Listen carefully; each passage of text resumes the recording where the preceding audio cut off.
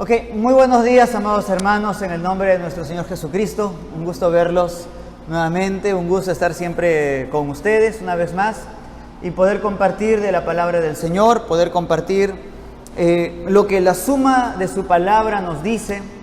Ella es verdad, la suma de su palabra es verdad y eterno es todo juicio de su justicia.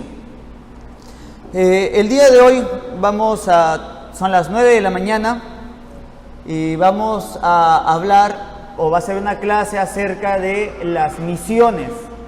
¿Qué es aquello a lo que nos referimos cuando hablamos de misiones? ¿A qué se refiere la gente con la idea de misiones? ¿Qué es lo que la Escritura establece sobre nosotros y aquello que se entiende como una misión en la palabra de Dios? Vamos a estar viendo todo eso.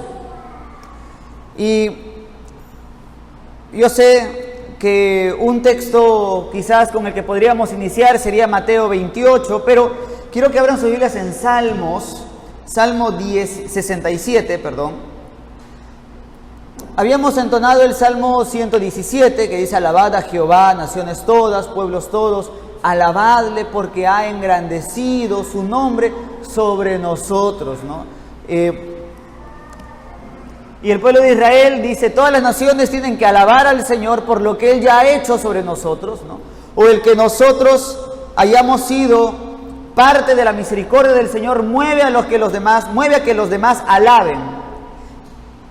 Y en el Salmo 67, que les pedí que buscaran, espero no se hayan confundido que les pidiera que busquen Salmo 67 y les está hablando del Salmo 117.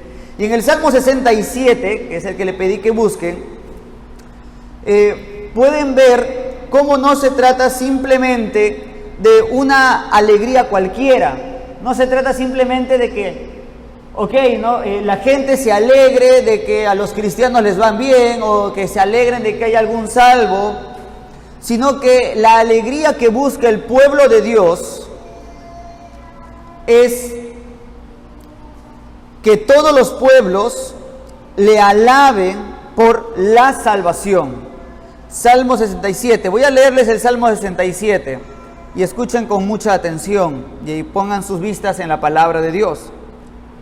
Salmo 67 dice: Dios tenga misericordia de nosotros y nos bendiga, haga resplandecer su rostro sobre nosotros, para que sea conocido en la tierra tu camino. En todas las naciones tu salvación. Te alaben los pueblos, oh Dios, todos los pueblos te alaben. Alégrense y gócense las naciones, porque juzgarás los pueblos con equidad y pastorearás las naciones en la tierra. Te alaben los pueblos, oh Dios, todos los pueblos te alaben. La tierra dará su fruto, nos bendecirá Dios, el Dios nuestro, bendíganos Dios, y témanlo todos los términos de la tierra.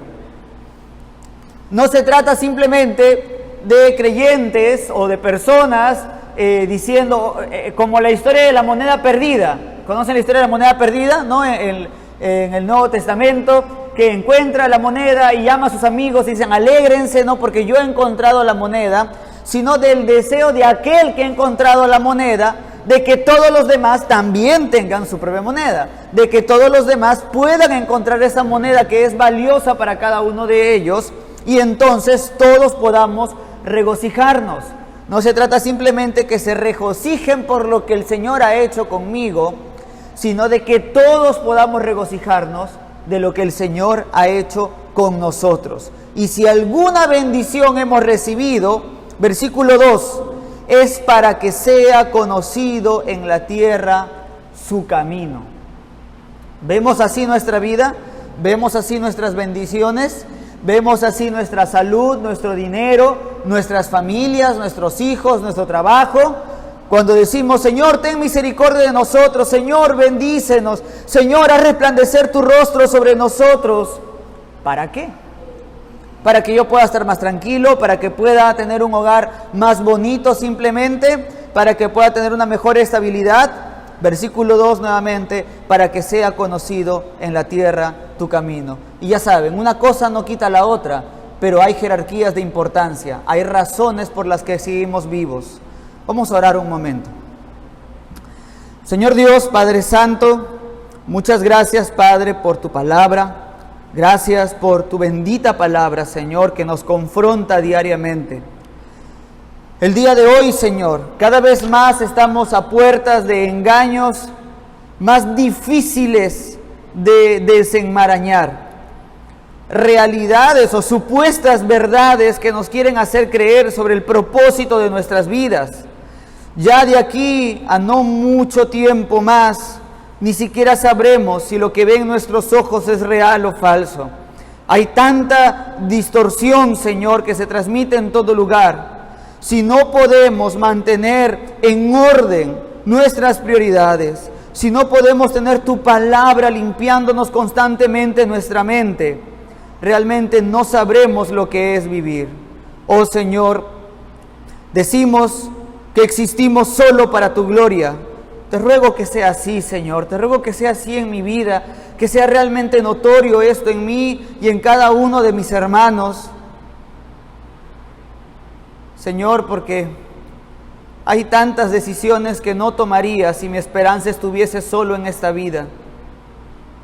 Pero tomamos y tomaremos tantas decisiones en contra de lo que nuestro cuerpo pudiera pedir y en contra de lo que la sociedad pudiera exigir de nosotros, porque tenemos una esperanza mucho mayor que la presente, mucho mayor que la del tiempo o la de este mundo presente. Abrázanos, Señor, y consuélanos para seguir adelante. Ayúdanos, Padre Santo, danos de tu poder, Señor, para servirte. Te ruego todo esto y te lo agradezco, en el nombre de nuestro Señor Jesucristo. Amén. Bien, es una clase bíblica, es una clase de doctrina, así que vamos a ver muchos textos, pero en la noche el sermón va a ser de otro tema, pero si en algún momento me dijeran, oye, es un sermón sobre el tema de la misión, Salmo 67 sería para mí uno de los versículos o una de las secciones que usaría como base, o la sección que usaría como base para hacer un sermón sobre misiones para los creyentes. Voy a señalar una cita que hizo el amado pastor Charles Spurgeon, ¿no? Y él dice en uno de sus sermones, dice, todo cristiano aquí es un misionero o es un impostor, ¿no? Dice, recuerde eso, o intentas difundir el reino de Cristo o no lo amas en absoluto. No puede ser que haya un gran aprecio por Jesús y una lengua totalmente silenciosa acerca de Él. Por supuesto que no quiero decir con eso que los que no pueden hablar, que los que usan el bolígrafo o los que apoyan a otros están callados. No lo están. Y aquellos que ayudan a otros a usar la lengua, a difundir lo que otros han escrito, están haciendo también bien su parte. Pero ese hombre que dice, creo en Jesús, pero no piensa lo suficiente en Jesús como para contarle a otro acerca de Él, por la boca, por la pluma, de alguna manera, o por algún tratado, es un impostor. Decía, es un impostor. Vamos a hablar, no se preocupen, ahorita vamos a desglosar varias cosas. No vayan a pensar, entonces todos no habría iglesias, ¿no? Si todos nos vamos a diferentes partes del mundo, no habría un local, una iglesia, quién se mantendría aquí. Vamos a ver eso por detalle. Pero quiero dejar muy en claro estas dos cosas. Leímos antes de la oración el Salmo 67. Todas nuestras bendiciones, todo nuestro bienestar en términos materiales, en términos naturales, lo que a nosotros nos parece bienestar, si de alguna cosa nos sirve para el tiempo presente, es para poder hacer conocido el nombre de Dios en toda la tierra, para poder hacer conocida su salvación en toda la tierra. De otra manera, pides mal, porque pides para tus propias vanidades. Si no pedimos para un ejercicio eterno, si no lo pedimos para un reino eterno, solamente hay dos reinos, hay un reino natural y hay un reino sobrenatural. No estoy hablando del pecado y lo santo, estoy hablando de las cosas presentes y de las cosas que van a permanecer. O hacemos todo con la vista a lo eterno, o lo estamos haciendo con vistas solamente naturales, ¿no? Y lo otro es que, citando a Spurgeon, es que si nosotros no predicamos el Evangelio, somos impostores. Si no estamos predicando el Evangelio, somos impostores. En algún momento les mencionaba que los seres humanos nos identificamos por nuestra relación más relevante y nuestro trabajo más importante. ¿Quién eres tú? Y decía, soy hijo de tal o soy de tal familia. ¿Quién eres tú? Soy abogado, soy profesor. Y solemos identificarnos eso antes que, ¿quién eres tú? Soy una persona de 1,65 m, con ojos color tanto. No hablamos mucho de eso, pero sí, mi relación más importante y mi trabajo más importante son las cosas que más claramente nos identifican con quiénes somos. Entonces, disculpe, a veces siento que mi voz se escucha muy fuerte, pero soy yo, ¿no? Y somos, con nuestra relación más importante, hijos de Dios. Y somos, con nuestro trabajo más importante. Y aquí les quiero recordar, al final otra vez les volveré a preguntar, pero ¿cuál es nuestro trabajo más importante? ¿Cuál es nuestra principal labor aquí por el cual estamos vivos? No es, nuestra principal labor no es, para mí, ni siquiera propiamente hablando, ser predicador o ser profesor en un colegio o ser hijo como trabajo. Sí, hijo representa una relación, pero también una actividad. Mi principal trabajo es la de ser evangelista, es la de ser un predicador del evangelio. No me malentiendan, no estoy diciendo entonces, voy a abandonar mi familia para predicar el evangelio. No, para predicar el evangelio se me exige que cuide bien a mi familia y hay otros requisitos.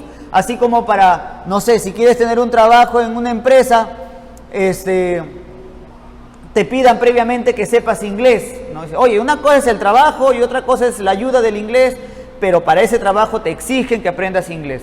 De igual manera, la principal responsabilidad puede ser administración y el inglés es un apoyo, pero está allí. Nuestra principal tarea es predicar el evangelio. Ese es nuestro principal trabajo. Y todas las demás cosas apoyan, nos ayudan, nos sostienen para eso. Y vamos a ver cómo incluso la iglesia local tiene ese propósito. Tiene muchos propósitos, pero uno de esos propósitos es preparar a los santos para la obra del ministerio. Vamos a ver eso. Entonces, estamos en este primer punto acerca de cuál es la gran comisión.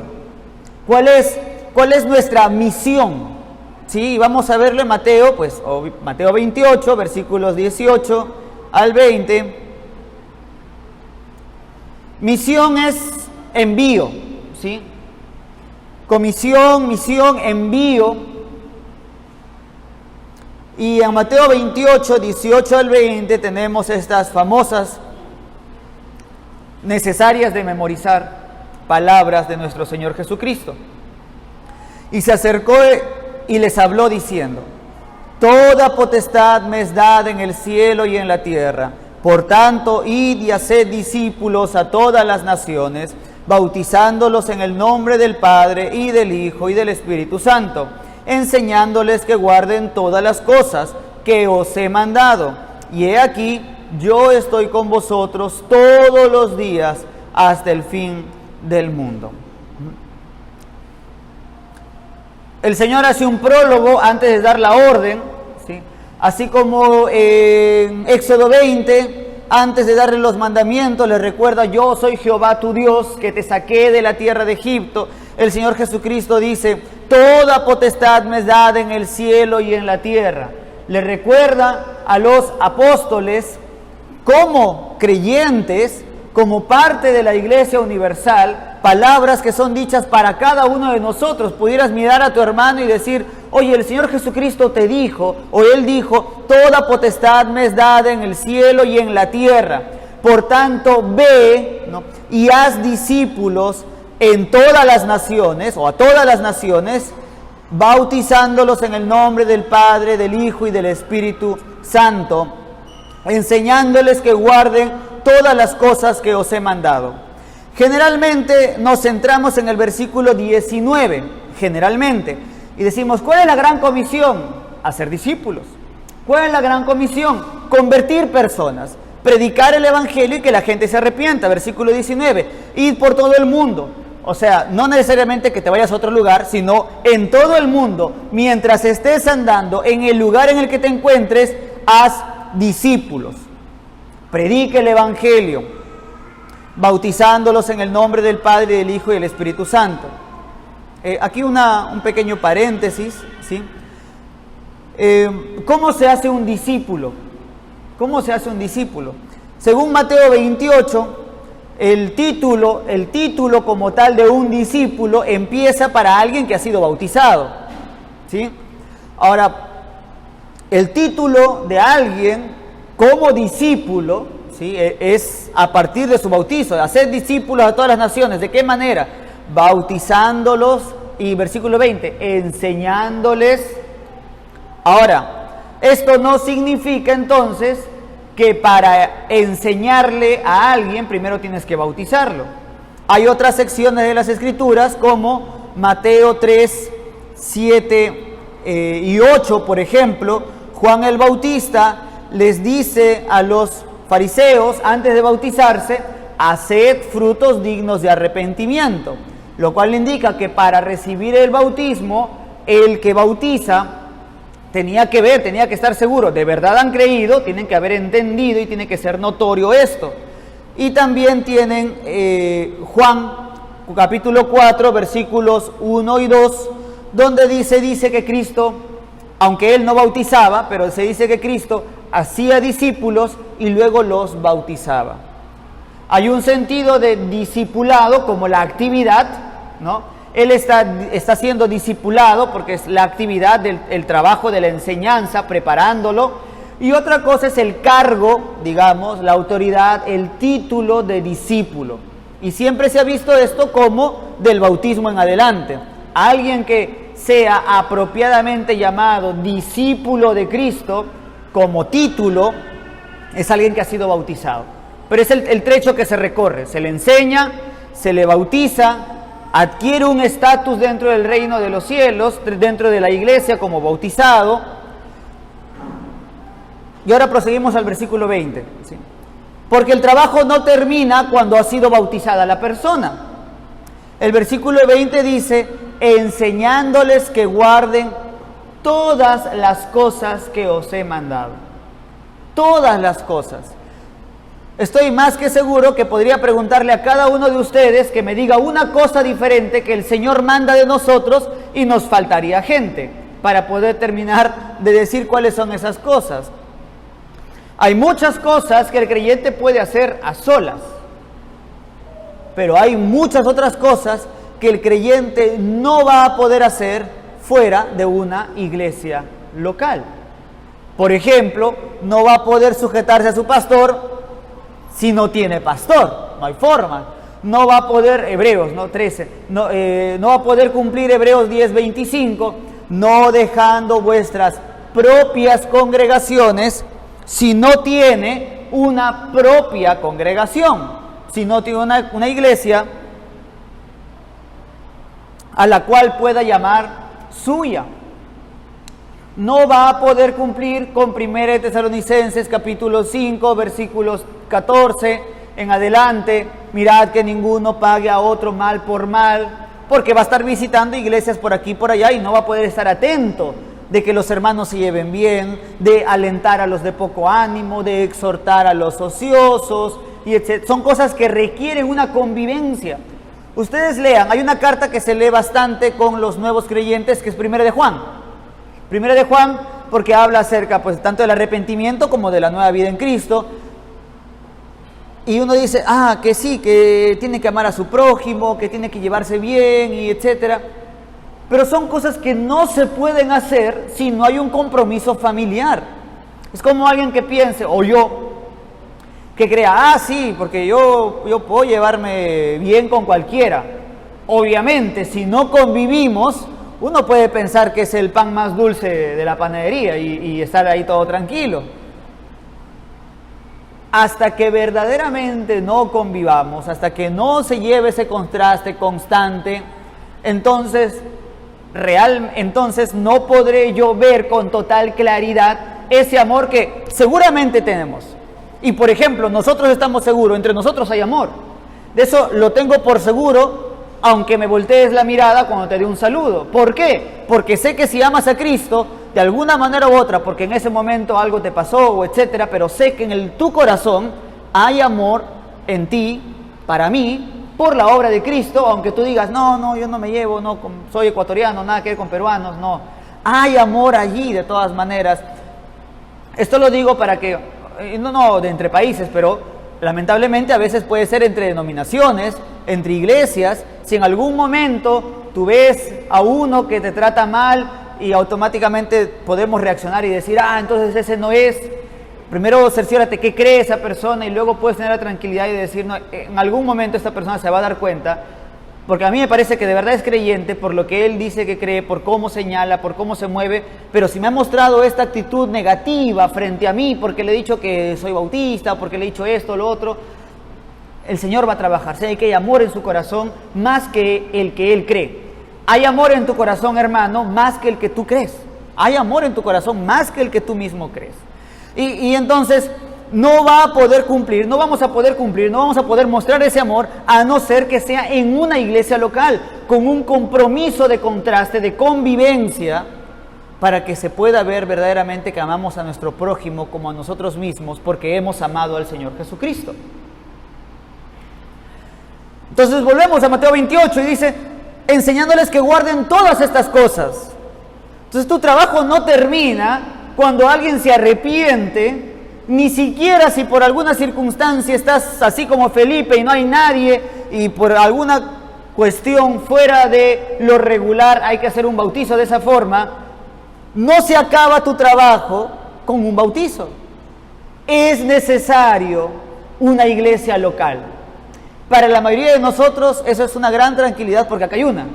Entonces predicamos el Evangelio y es más, no recae sobre nosotros el trabajo de bautizar, no hay esa circunstancia especial, sino que se nos podemos y debemos hacerlo de la forma regular, trayéndolo a la iglesia con el pastor y etcétera.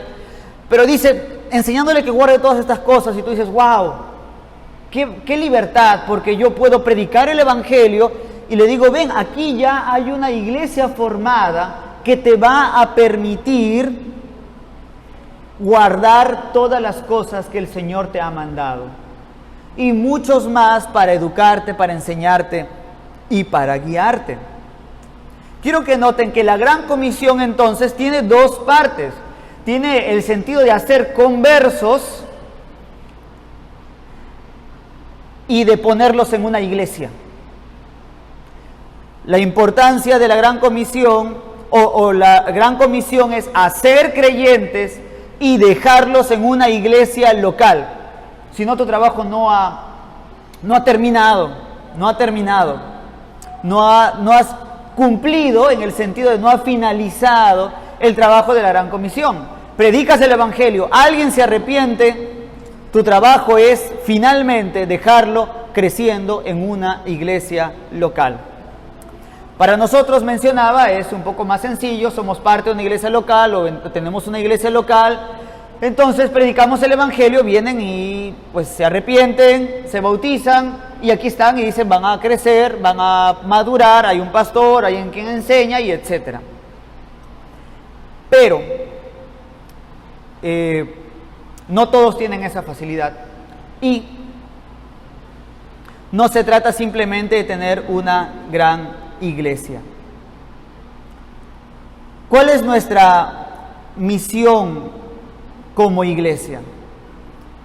Segundo punto, ¿cómo cumplimos la Gran Comisión como iglesia?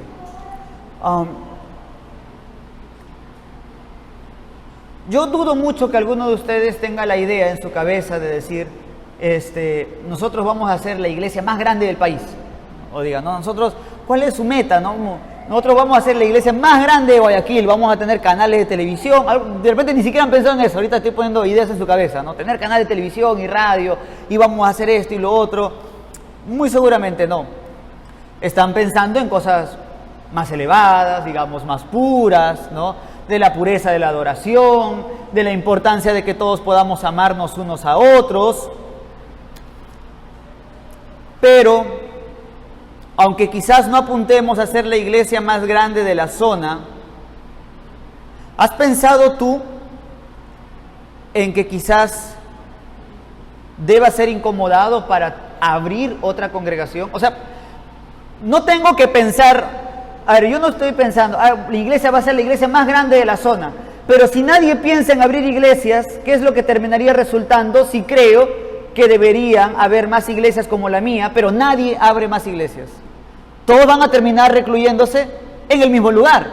No lo estás diciendo, no lo estás pensando, pero si crees, oye, esto es algo bueno, esto debería extenderse, sí, verdad, y todos estamos de acuerdo, esto debería extenderse, esto es algo bueno, debemos alabar al Señor de manera pura, etcétera, pero nadie piensa en abrir más iglesias. El resultado va a ser que todos van a seguir estando aquí todo el tiempo. Y eso va a ser así, va a ser la consecuencia. No lo pensaste de esta manera, pero ahora quiero hacerte notar esto. Y esto tiene que ver con la maduración de una iglesia local.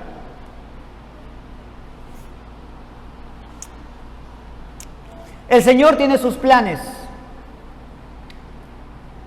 secretos que son para Él y son de Él. Deuteronomio 29:29, ¿verdad? Las cosas secretas son de Dios, mas las reveladas para nosotros y para nuestros hijos, para que las pongáis por obra. Humanamente hablando o naturalmente hablando, algún padre de familia debería sentirse contento porque sus hijos nunca se fueron de casa, porque el padre de familia diga, sí, quisieron venir por mis hijas, por mis hijos, y no, yo a toditos nunca, y todos se quedaron conmigo y todos están aquí.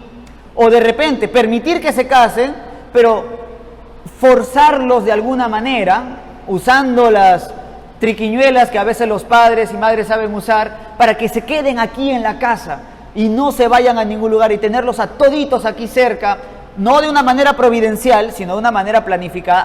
Hay padres que son malvados de esa forma, y tenerlos así, y obligarlos a tenerlos así. Debería sentirse orgulloso y decir, mira, todos tus hijos tan lejos se fueron aquí allá, en cambio los míos toditos están aquí conmigo en un mismo edificio, atiborrados, etcétera. No, porque esa no es la estructuración de la vida. En la providencia de Dios puede pasar muchas cosas, pero sabemos lo que dice Génesis, ¿verdad? Dejará el hombre a su padre y a su madre y se unirá a su mujer y serán una cosa independiente. No sin relación, pero una cosa independiente. En cambio, estos le llaman el síndrome, ¿no?, del nido vacío, pero con toda y la ausencia y etcétera, los padres deberían ser capaces de mirarse a los ojos y decir, ¿no?, mi amor, cariño, viejito, viejita, como se traten ellos, lo logramos.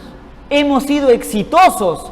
Nuestros hijos están fuera de casa, tienen sus propias familias, tienen sus propios hijos, están madurando de manera natural, están creciendo. Volvemos a estar solos en casa, como empezamos, porque así empezaron las parejas, o vamos, así de providencia, naturalmente empezar una pareja, solos en casa, y así empezamos y así continuamos. Lo hemos logrado, hemos sido exitosos. Esa es una manera de ver su éxito natural como padres en su hogar. De igual forma, no se puede hablar de una iglesia madura o camino hacia la madurez si no tiene la visión de abrir nuevas iglesias. No de decir yo, que el pastor o los pastores, todo el mundo que se queda acá, 6,000 miembros, 5,000 miembros, toditos vamos a estar acá. 5,000 eso es un pueblo aparte, es eso, ¿no? Pues para poder extender la obra, pero eso no es tener una visión madura de la iglesia. Es una visión inmadura de la iglesia. Y tal cual, Yo sé, a veces de repente cuando son chiquititos, ¿no? He visto esos videos de los papás que le hacen a sus hijitas pequeñas, ¿no? Firmar, son chiquititas, ¿no? 2, 3 años, ¿no? Y le dicen, no, nunca vas a tener novio, no, nunca me voy a ir de tu lado, papá, no, así, mamá, los hijitos. Y hay unos videos así que salen bien tiernos, ¿no?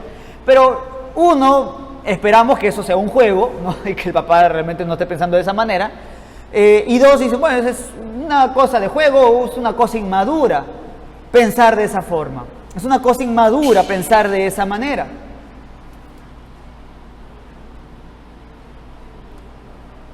Y ahora tú puedes decir, pero nosotros somos chiquititos. Nosotros recién, ni pastor, ni diácono, estamos formándonos. Y tienes toda la razón del mundo. Hay cosas que no corresponden según ciertas edades, ¿no? Imagínate una niña de 8 años, 10 años, 4 años, que ya me quiero casar, ¿no? Ya me quiero decir, una niñería, es algo fuera de su edad.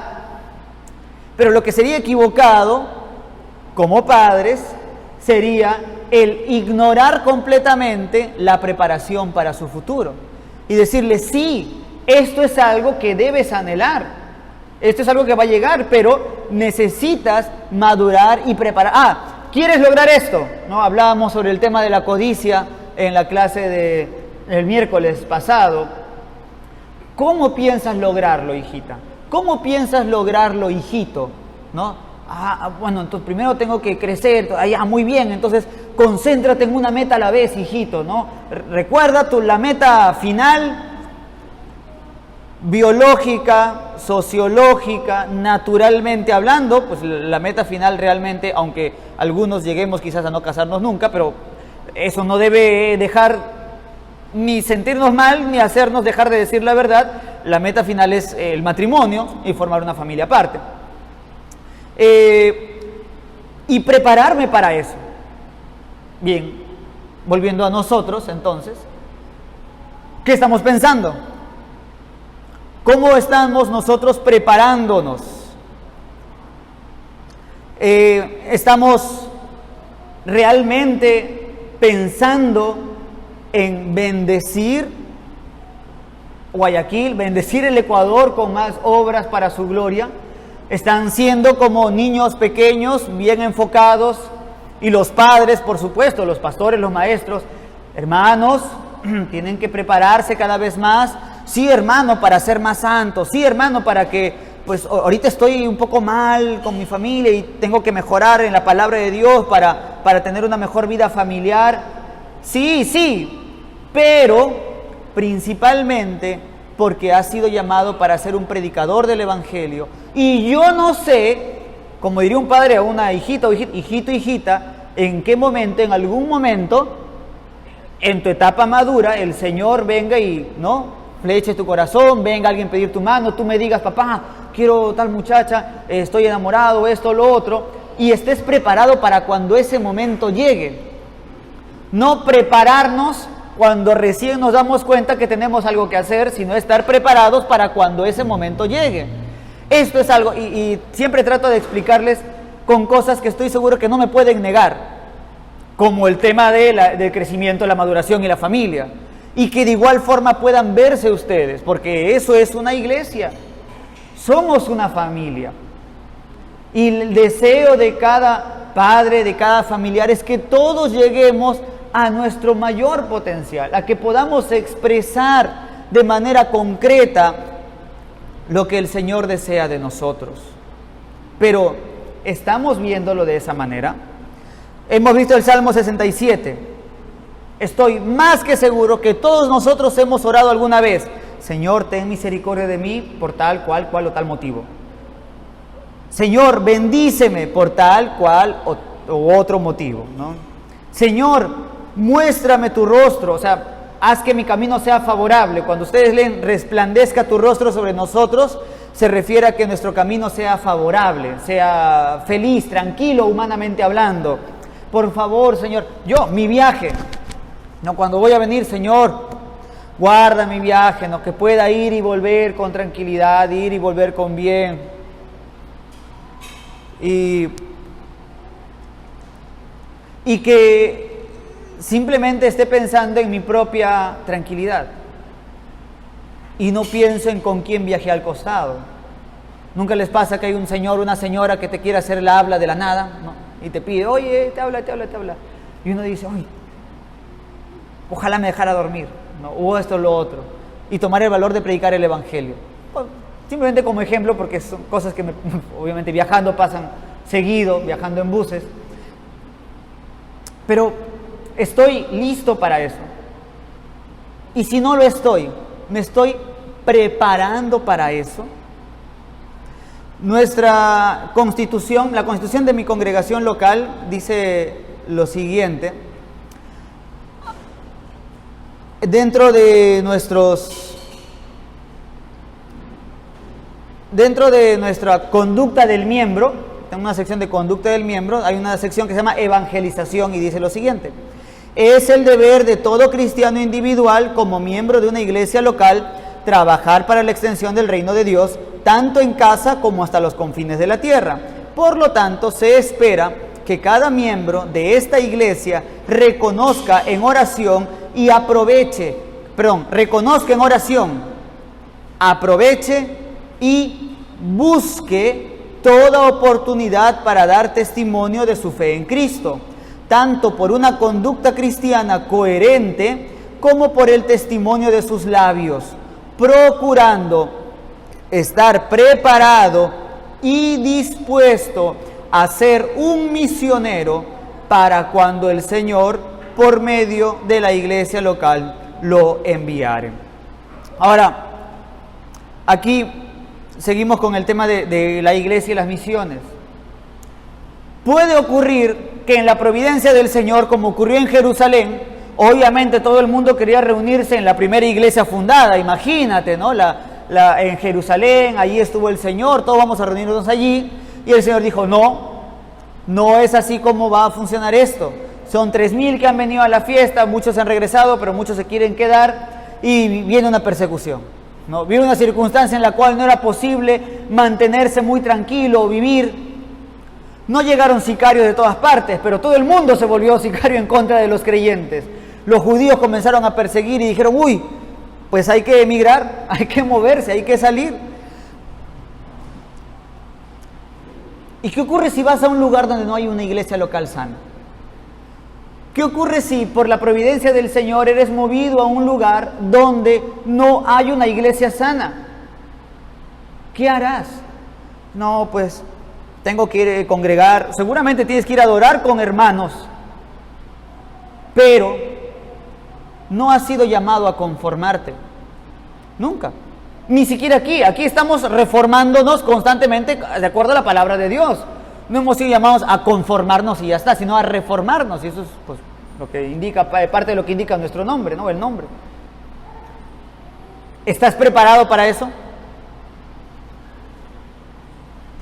Una guerra y tienes que huir. No sé si decirle la circunstancia que ya actual es, y de pronto algo que ya es tan insostenible que de verdad, ¿saben qué? Como en época de pandemia, por ejemplo, un plan que teníamos nosotros era que yo y mi papá, mi familia nos íbamos a quedar en Lima de todas maneras, pero ya estábamos buscándole a los hermanos lugar donde irse, a Brasil, otros para venirse a Paraguay, que teníamos hermanos por allí. Si ustedes nos hubieran visto en el momento de pandemia y cómo estábamos allí en la reunión de la iglesia, nuestra mente estaba volando en muchas cosas. Que ya vamos a plantar por aquí, vamos a hacer esto, lo otro. Decíamos, ya esto es el acabose, posapocalíptico va a ser la situación. Y decimos, ¿quiénes se van a quedar de todas maneras? Algunos valientes decían, nosotros nos vamos a quedar. Otros valientes también dijeron, nosotros nos vamos a ir por este y por tal motivo. El asunto es, ¿qué hay si terminas en un lugar donde no hay iglesias locales? Ya no es una cuestión tan ordenada, pero sí providencialmente hablando, sabes que has sido llamado a predicar el Evangelio y a dejar a esas personas que se conviertan en una iglesia local, por lo cual Dios providencialmente te ha llamado a abrir una iglesia. ¿Estás listo para eso? ¿Estás preparado para eso?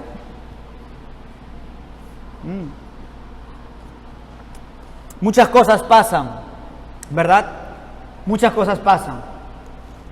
Los casados muchas veces se pronostican, planifican, pero las planificaciones no siempre salen como uno espera, ¿no?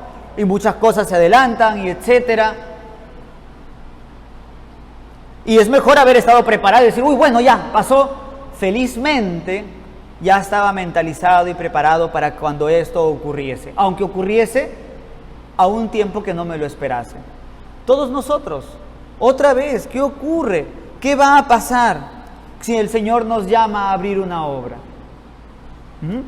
¿No? El gracioso chiste, broma que he visto en un montón de campamentos cristianos, ¿no? Cuando le dicen a los jóvenes, ¿no? Se van a dejar usar por el Señor y todos así como me ha levantado la mano, sí, no, porque justo sacan el título del campamento es uno y cuando todos levantan la mano, sí, queremos servir al Señor y se sacan misiones 2024, ¿no? Y todos se quedaron ahí con las manos alzadas, vamos a enviarlos aquí allá. Y obviamente no como una sorpresa como esa, que fue una broma de alguien que, pastor bien gracioso, pero, y es que de verdad tú puedes decir, Señor, no quiero que me uses, y de un momento a otro aparecer en otro lugar, y ser enviado a otro lugar, y en ningún momento tú estuviste pensando, ¿cómo voy a prepararme? ¿Cómo estoy alistándome? ¿Estoy aprendiendo para poder bendecir a los demás? Esdras 7:10, y Esdras había preparado su corazón para inquirir en la ley de Jehová, para ponerla en práctica y para enseñar al pueblo. Se había preparado de esa manera. De otra forma, no estás pensando en madurez. Y ya, no te estoy pidiendo simplemente que pienses en abrir una iglesia local, pero ¿has pensado en discipular a alguien? ¿Has pensado en discipular a alguien? ¿Qué vas a hacer? ¿Estás capacitado para enseñarle a alguien? Puedes decirme, no, pero ese es trabajo del pastor, pero ese es trabajo de domingo tras domingo. Es trabajo del pastor, es trabajo de los que enseñan domingo tras domingo enseñarles, pero es trabajo de ustedes esforzarse por aprender. Esto no es un colegio, no lo es. Nos reunimos principalmente para adorar y ahora en las mañanas que es tiempo de estudio, véanlo más como una universidad. Los que han pasado por alguna universidad saben que el profesor no está pendiente de ti preguntándote, hijito, ¿hiciste la tarea? ¿No trajiste todos tus lapiceros de colores para subrayar? ¿Le importa medio rábano al profesor si algo estás viendo? No, él está volteado, hace su clase, toma examen y se acabó el asunto.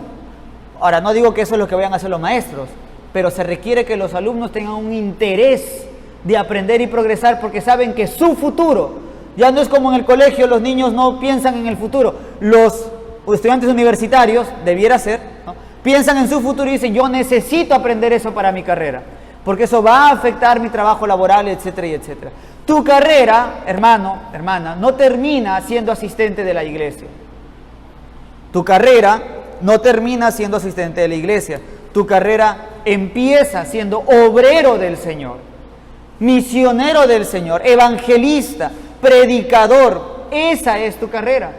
Y estás preparándote para cuando eso ocurra. ¿Ya estás alistándote para eso? Mateo 28 te lo he ordenado. Estoy seguro que cuando te convertiste fue uno de los versículos que supiste. Te lo dijeron, lo habrás memorizado seguramente. ¿Qué debo hacer ahora? Ir por todo el mundo y predicar el evangelio.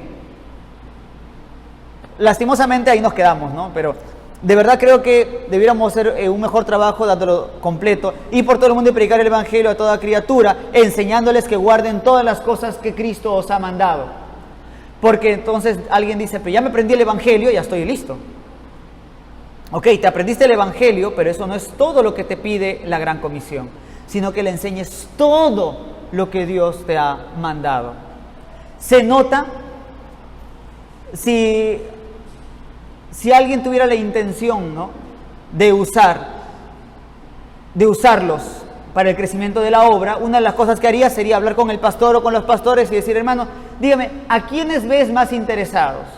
Y seguramente se señalaría a los que más preguntan, a los que están más formándose, no necesariamente a los que asistan más, pero sí a los que más interés muestran en las cosas del Señor en todo sentido.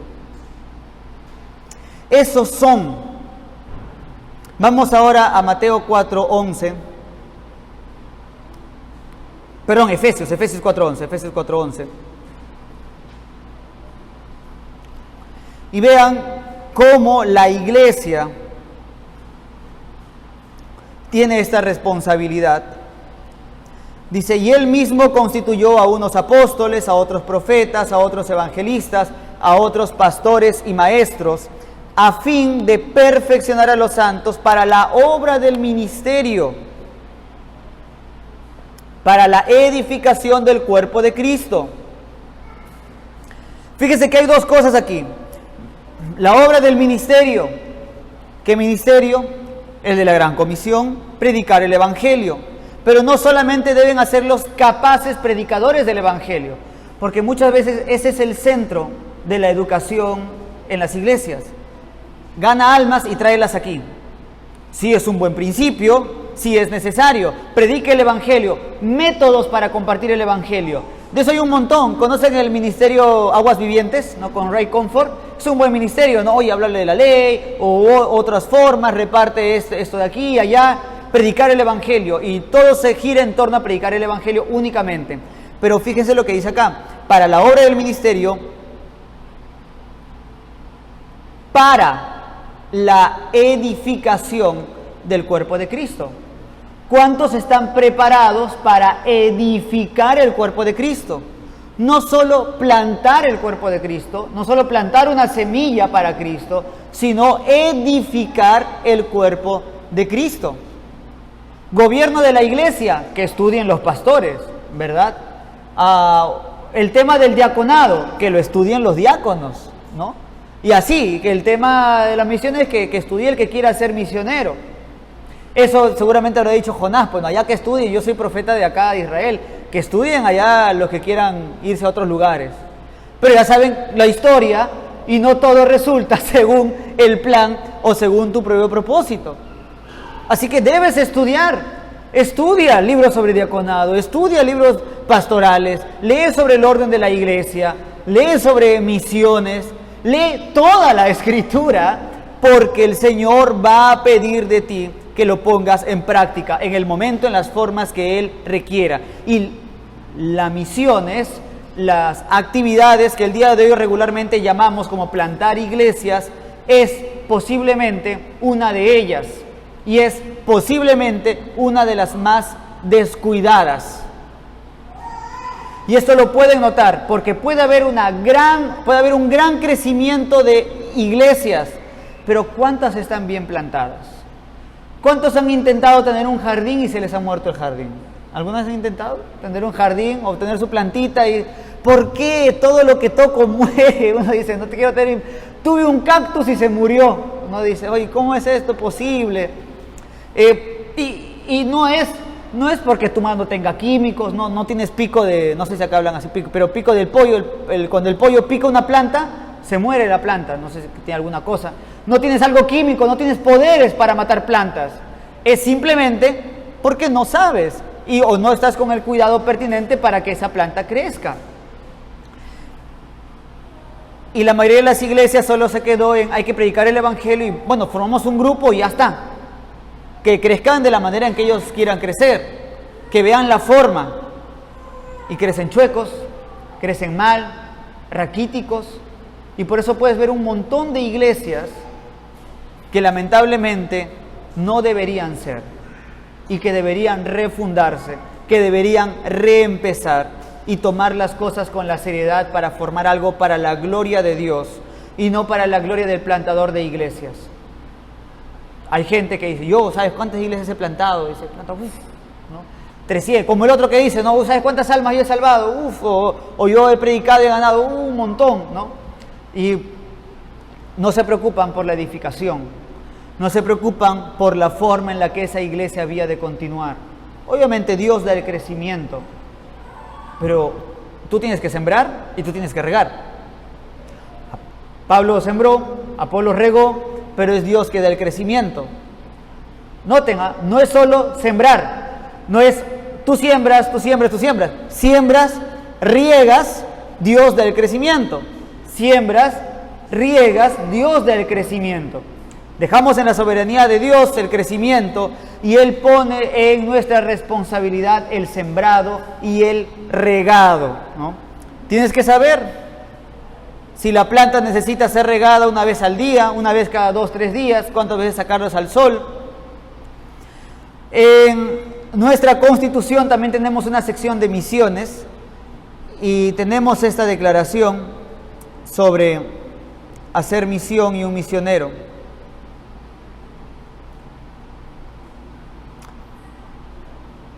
Es parte del deber de evangelizar, aparte del deber de evangelizar, que es general, algunos creyentes serán dotados de las fuerzas, habilidades y oportunidades para una dedicación más profunda en el evangelismo, con la meta de abrir nuevas iglesias locales y dejarlas eficientemente encaminadas. A estos hombres y mujeres que los acompañen, siendo enviados por la iglesia local, les llamamos misioneros.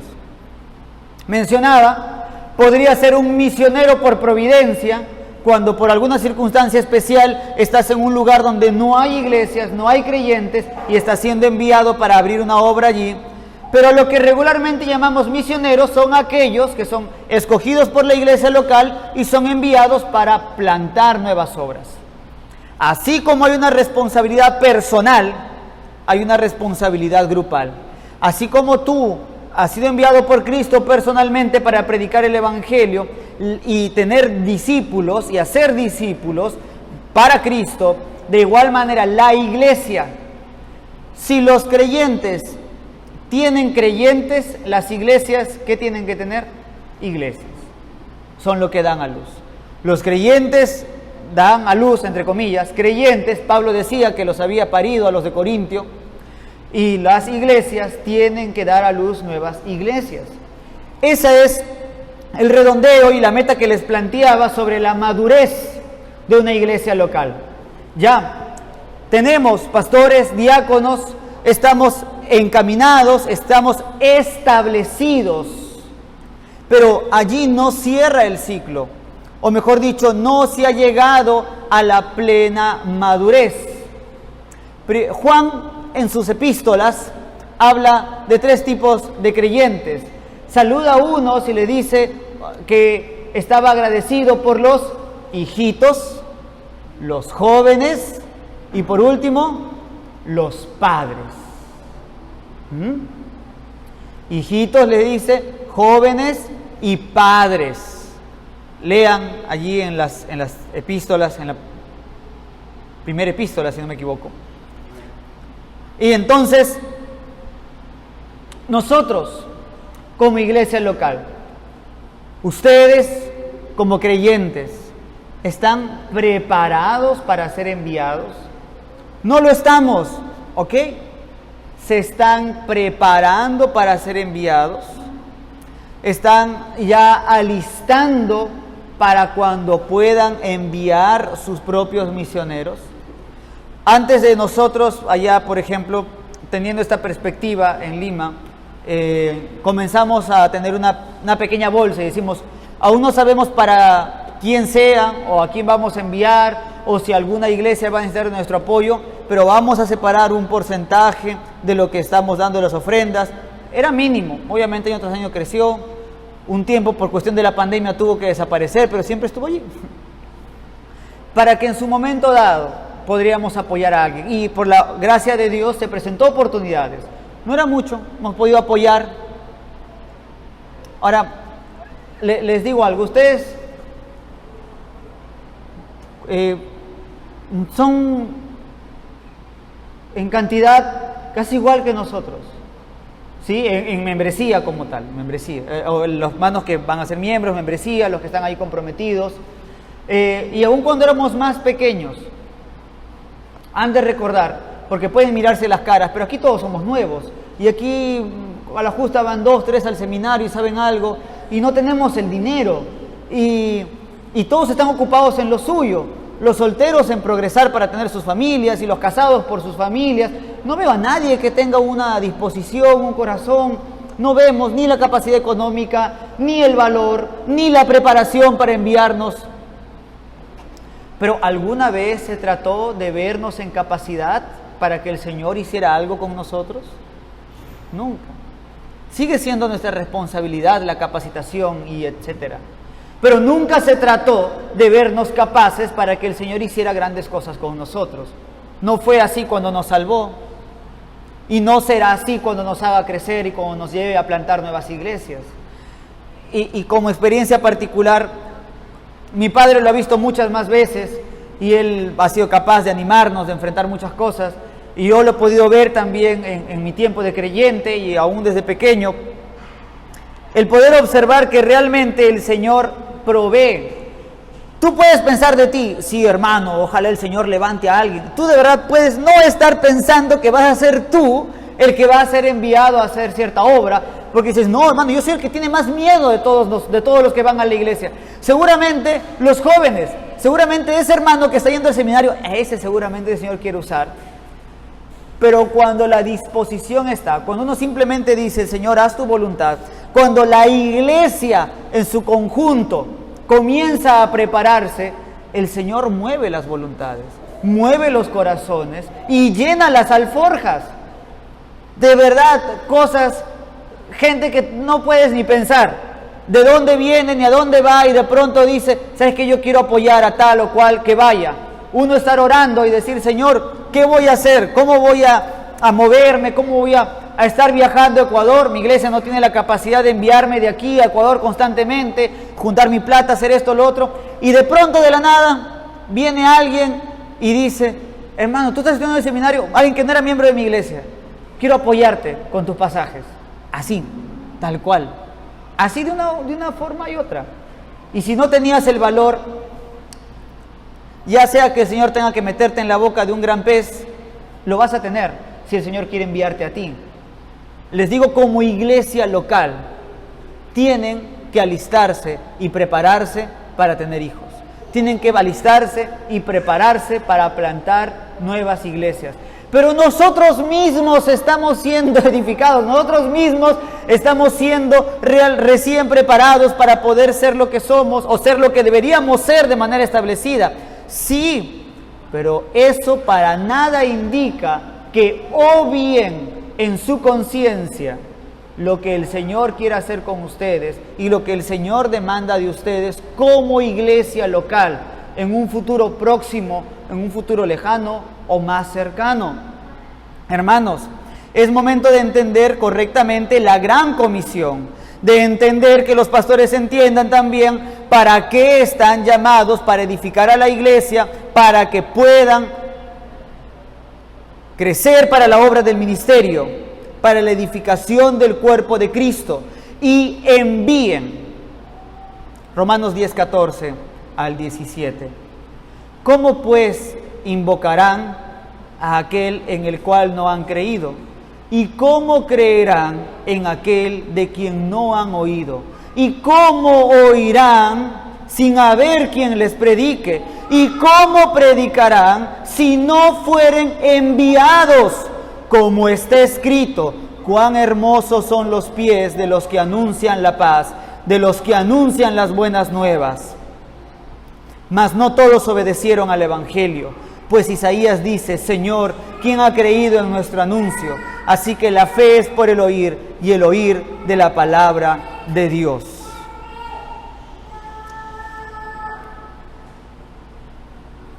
Mateo 28 no termina con la conversión de alguien, no termina con el bautismo de alguien, termina en el establecimiento de esa persona en una iglesia, lo cual nos conlleva a que plantar iglesias es también parte de la misión o de la gran comisión que el Señor nos ha dejado. Y tenemos que estar alistándonos para cumplirlo.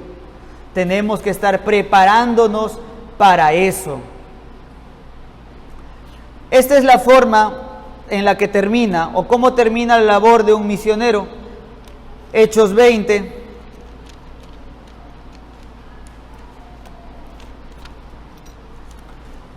Hechos 20, 17 al 38, bueno, está larguísimo, pero algunas cosas quiero señalarles. discurso de despedida de Pablo en Mileto, lo tienen algunos. Allí termina. Cuando alguien es enviado por la iglesia local, tiene que terminar su trabajo. Por alguna cuestión providencial, puede ser que otro tome su relevo, como en Tito 1:5, cuando Pablo le dice a Tito: por esta causa te dejé en Creta, para que corrigieses lo deficiente y establecieses ancianos en cada ciudad, así como yo te mandé.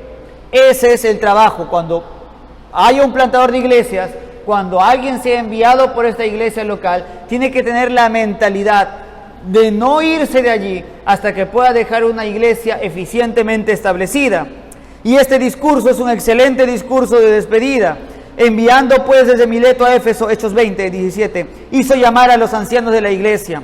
Cuando vinieron a él les dijo: vosotros sabéis cómo me he comportado entre vosotros todo el tiempo desde el primer día que entré a Asia, sirviendo al Señor con toda humildad y con muchas lágrimas y pruebas que me han venido por las acechanzas de los judíos.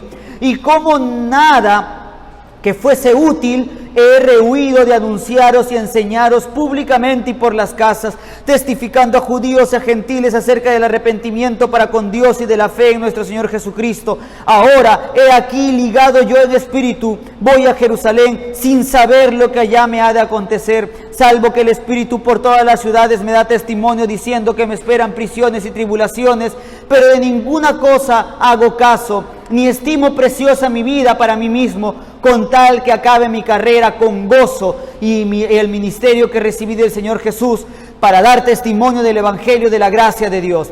Y ahora, he aquí, yo sé que ninguno de todos vosotros, entre quienes he pasado predicando el reino de Dios, verá más mi rostro. Por tanto, yo os protesto en el día de hoy que estoy limpio de la sangre de todos, porque no he rehuido anunciaros todo el consejo de Dios. Por tanto, mirad por vosotros mismos y por todo el rebaño en el que el Espíritu os ha puesto por obispos. Y continúa: velad por vosotros mismos. Y el versículo 32, os encomiendo a Dios y a la palabra de su gracia, que tiene poder para sobreedificaros y daros herencia con todos los santos. 35, en todo os he enseñado que trabajando así ayuden a los necesitados y recordar las palabras del Señor Jesús: más bienaventurado es dar que recibir. Este discurso, amados hermanos, del versículo 17 al versículo 38, es el discurso, o también podríamos decir la meta de todo plantador de iglesias, de todo aquel que es comisionado para la plantación de iglesias. Entonces, ¿la gran comisión incluye la plantación de iglesias? Sí, por supuesto que sí. Incluye, porque es necesario dejar esas almas en lugares donde puedan cumplir todo lo que Dios ha mandado. ¿Quiénes deben hacer la gran comisión? En primera instancia, todos hemos sido llamados para ello y todos debemos prepararnos, pero de manera particular y ordenada han de ser enviados por las iglesias locales. Romanos 10:14 en adelante nos señala esto, que han de ser enviados. ¿Cómo irán si nadie los envía? Vuelvan a fijar aquí la responsabilidad de la iglesia local. ¿Cómo cumple la gran comisión? La iglesia señalaba: ¿cómo irán si nadie los envía? La necesidad de que sean enviados. Y por último, les dejo ese discurso de Hechos 20, 17 al 38, para que vean si alguno pensó en estos momentos y decir: quizás el Señor me llame, quiero yo alistarme, ¿cómo debería despedirme o qué debería yo terminar realizando en ese lugar? Hechos 20, 17 al 38, léalo, medítelo una y otra vez. Amados hermanos, ustedes quieren una iglesia sana. Ustedes se han reunido aquí porque querían una iglesia sana. Querían una iglesia que verdaderamente honre al Señor, cueste lo que cueste. Así que es necesario que vayan aprendiendo todo lo que cuesta. Y quienes tomaron en serio, quienes pudieron ser educados para tomar en serio lo que implicaba tener un matrimonio, supieron lo que era prepararse para eso por largo tiempo y las angustias que eso habría de traer. Tener una iglesia sana implica el envío de misioneros. Implica que muchos de ustedes van a ser enviados fuera. Y les comento aquí, la forma tradicional de las iglesias reformadas de hacer misiones ha sido siempre abriendo iglesias. Ha sido no enviando una persona a evangelizar y a ver cómo hace el asunto, sino que enviaban familias enteras. ¿Has conversado alguna vez con tu esposa, con tu esposo? ¿Y qué tal? No queremos irnos, si nos vamos una familia, dos familias y abrimos una iglesia para la gloria de Dios. No lo puse aquí, pero nuestro pacto de membresía dice eso. Nuestro pacto de membresía dice, ¿no?, que si por la providencia o por envío si por la providencia llegamos a un lugar donde no hay una obra, abriremos nuestras casas para la gloria de Dios, como parte del juramento de los que se hacen miembros. Usted se hace miembro aquí, ¿sí? Esta es una familia, pero esta también es una empresa. Este también es un lugar donde todos tienen algo que hacer, no donde venimos a calentar bancas. No, aquí todos juegan, no, nadie sobra, todos tienen algo que hacer. A veces se harán cambios, a veces no, hablando en términos futbolísticos, los que están de delanteros tienen que bajar y hacer defensas o viceversa y moverse, pero todos tienen que jugar, es lo que implica ser parte de una iglesia sana. Y si no estamos preparándonos, mirando, teniendo esa meta a la vista, entonces es porque queremos quedarnos inmaduros toda la vida. No estamos queriendo honrar a Dios.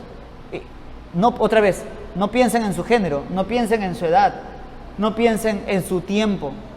Piensen en sus responsabilidades frente a aquel que podía mandarle las piedras que se conviertan en pan, frente a aquel que podía reclamarle una higuera que tuviera higos cuando no era su tiempo, frente a aquel que puede hablarle la nada y que se convierte en todo. Frente a esa autoridad tienen la responsabilidad, para lo cual no hay miramientos en nada de lo que ustedes son ahora. Así que, amados hermanos,